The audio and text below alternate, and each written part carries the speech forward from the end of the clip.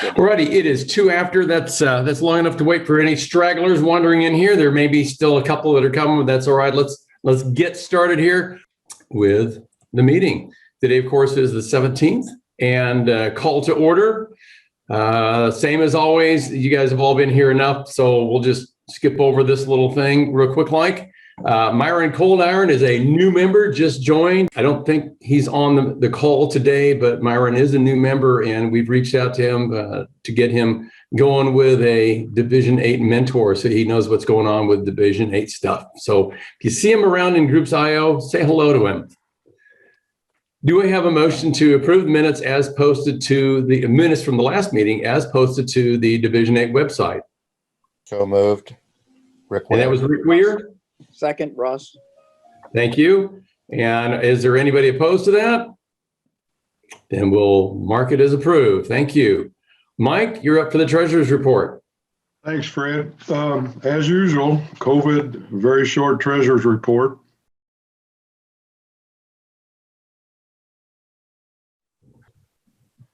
Any questions? I don't hear any questions. Do we have a motion to approve the treasurer's report? So moved. Moved.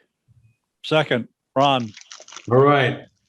So Mark Hedge made the motion. Ron seconded. Anybody opposed?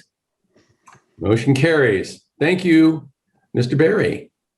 Rick Weir, do you have anything to report from member welfare? I didn't hear anything from you, so I hope that's all great news. Yes, I'm sorry to say that there's nothing that I can report. Contest. Good afternoon, everybody. This month's contest is passenger cars, and we had 5 entries this month from our Division 8 modelers. So very happy to announce our winners for today and all of our participants.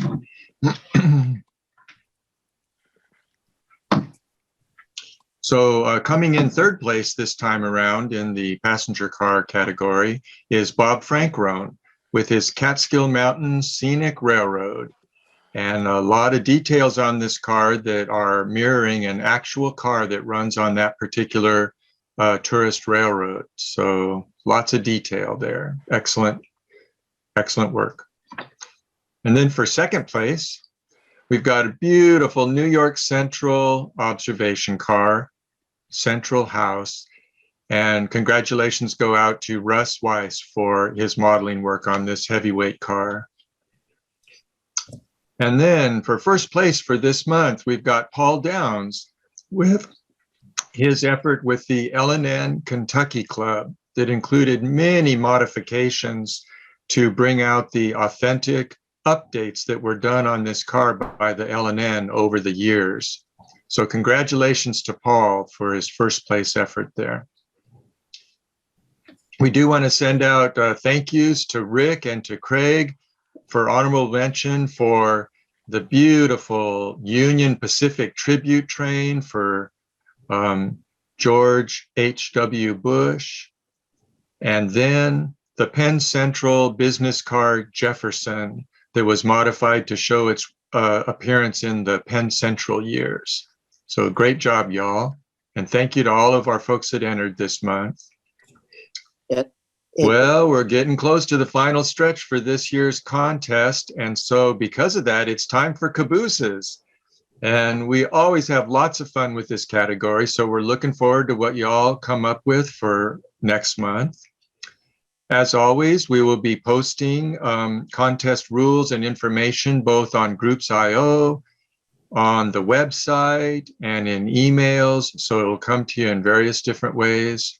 You'll be receiving your ballot next month, and then, of course, we'll announce the winners at next month's meeting. We always appreciate any comments or suggestions you all have, so thank you very much for your support of the Charlie Keeling Model Contest. Hey, Barry, thank you very much. I think we had a question from Russ. Yeah. Thanks, Fred. Barry, just so if you make out any certificate, it is indeed my car, and I submitted it, but I submitted it under Steve Lesher. It's his work and everything on there, so he really should have the credit for it, not me. I just and maybe I submitted it. I did put his name on the entry form, but maybe because I sent the email that you thought it was entered under my name. So I just want to give Steve We got it. for that, please. Okay, well, thank you for that, Russ. And let's all congratulate Steve for a really good job on that New York Central car. And Russ, no points for you. Okay, be that way. And Russ, you're up next, dude. Well, okay, thanks, Fred. So today we're very happy to have Mike Zucker of Spring Creek Model Trains in Deschler, Nebraska. And this is something that Ron had been to some years ago, and we got to see a little preview during the practice Zoom. And you want to stick around for this because this is one of the nicest hobby shops that I've seen since the original Caboose Hobbies in Denver. So it's pretty neat. I'm glad that they're going to want to do that today. And next month, we have a very unique gathering where all three of these guys, if you will, are going to tag team on a certain subject and about open loads and oversized loads and so on, where we've all seen Bob Frankenrode's different open loads over the years, but Bob's going to feature a few specific ones. And with that, then Steve Lesher is going to take over and explain how in real life, how an engineer had to handle some of these large oversized loads. And then Mike will take over and tell us how they prepared to secure these gigantic loads. So it should be a fun, interesting gathering for next month. And for next month's general membership meeting, we will have Phil Galib, and he'll be giving his clinic on the kit bashing and building of narrow gauge locomotives. Now, I know quite a few of us aren't into narrow gauge, but we can all have certainly the tips for kit bashing and building on our standard gauge. So that should be a very interesting clinic next month. Thanks, Ross. Thank you, Fred. You bet. Mr. Dawson. Okay. Next month's NRHS meeting is going to be May 7th. That's a Friday at 7 p.m. and it'll be on Zoom. I think Ron usually sends the information out on Groups.io if you're interested. Presenter is going to be we're into wrestling this month, another tag team match. This time, Bob Frankrone, who may be a champion from the previous gathering, we'll have to wait and see. No, it'd be after. This is his debut in tag teams. Bob Frankrone, Fred Soward, and Eric Wagner are each going to give a presentation on their take of their separate visits to the B&O Historical Museum. So it should be interesting, and just see how it goes. So everybody's welcome to attend our meetings.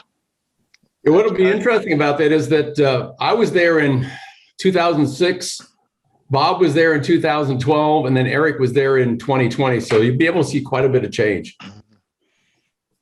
Yeah, so everyone's welcome. Hope to see you there. Yep. Thank you, Bob. Mm-hmm. Mid-Central Region's annual meeting is always the right during the convention banquet. Well, we're not having a convention this year, and we're certainly not having a banquet unless you bring your own.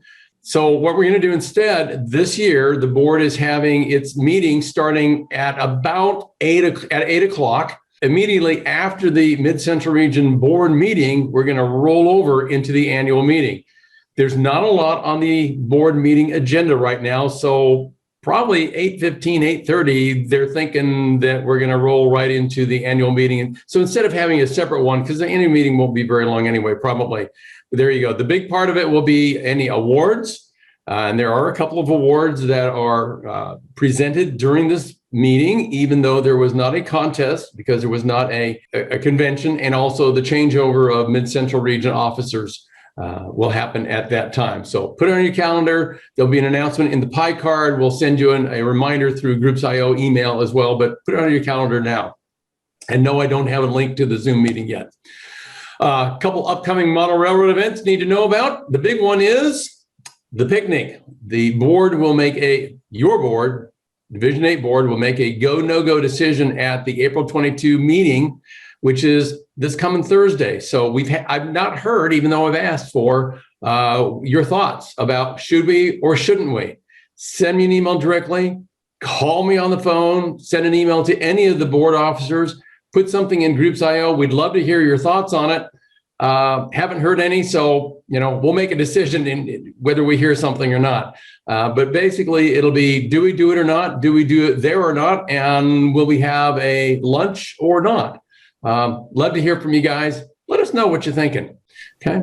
And I have checked with the Salem Depot. I'll tell you up front that as far as they're concerned, we can come in there in mass, not in mask. But if we want to wear a mask, we can. But we can come in without masks and have lunch right now if we wanted to, based on the restrictions that they have put in place for the state of Indiana and the local Salem, Indiana area and the museum itself. Ron, you want to say something about this slide? Only that this flyer, if you need a copy of it to submit to your friends, is on the website under train show, along with the map and the dealer table reservation form. If you want to be a dealer at the show and you don't already own a table from the from the March 2020 show, now would be the time to contact Mark Hedge and make arrangements to have a rented table, because they're going like hotcakes. Even though we haven't made the final decision to carry on the show, it's looking pretty positive now, however. Thank you, Ron. I've still got my table reserved.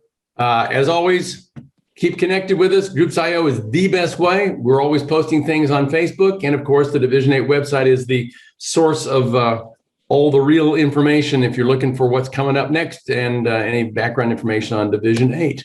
That is the last item, on the agenda. So officially, we are adjourned for the business meeting. I'm going to roll into a back to basics presentation, but Ron, would you?